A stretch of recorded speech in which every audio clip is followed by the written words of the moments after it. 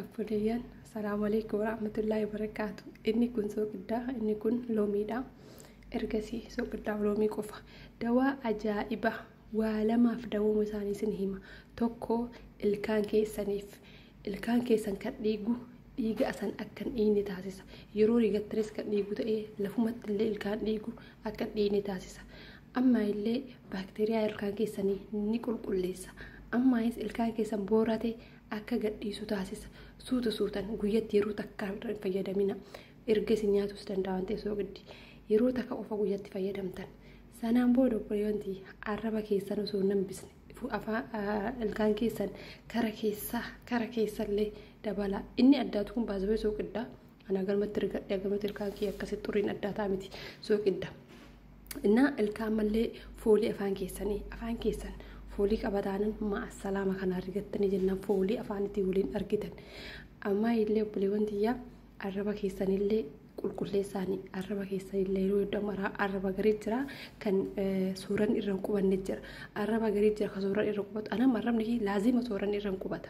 Laazima rigachuu qaba nyaadhee ogeessi. Sababa yeroo hedduu nyaadhee ogeessi rigatuuf ilkaan kiyyarraa achi deemutti jira jechuudha. Garuu akka kanaan haala kanaan rigattanii jennaan afaan keessan qulqullinni wallaahi an dhugaa isin himaa obboleewwantii fakkeessaa fi miti yeroo ilkaan hirriganni quraana qara'ee hin danda'u. Yeroo ilkaan hirriganni namatti taasisee hin danda'u. Yeroo ilkaan hirriganni dhufeetu viidiyoo tiiktooka ta'ee yuutuuba viidiyoo waraabuu hin danda'u. Bakka የለኝም ኮንፊደንስ የሚባል ነገር አልችልም አያስችለኝም በቃ በኮ ነጭንቅ አፋን ምኪ ከነ ነጭንቅ ኦሶዩ ፎሊን ቀባቴ ነው ነጭንቅ ጀቹር እና አከሰ ጮራን ከሰን አኮ ሲንጃራቶ ወርባዳ ከሰቱ ይሮ ወና በሁ ሄደንፋ ዱርሳ ማጁነስ ነው ነጥቅሹ ሲት ቡሳ ሎሚ ዳፊ ጩንፋ ሎሚ ቲቪ ሶቅዳ ካኖ ለቆዳ አልካን ከሰን ይገዳኒ ከኢስኒ ጉለን ናበታ ፎሊለን ስንራበዳ ilka irgi kesan illee isiniif qulqullaa afaan kesan xirrit sagaleen kesan xirrit jedhe isini baha jechuudha.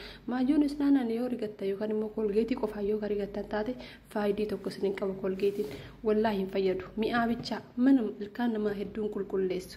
Ammallee waan isinin jechuu qabu gara gadii keessa ilkaan illee itti rigaadha. Saniif afaan banutti jira Allah yaadiini. Faayidaa biraa humaa itti kolfaa jira warabbal kaaba. Faayidaa biraa immoo siriif hima. Faayidaa biraa bobaa keessan jala.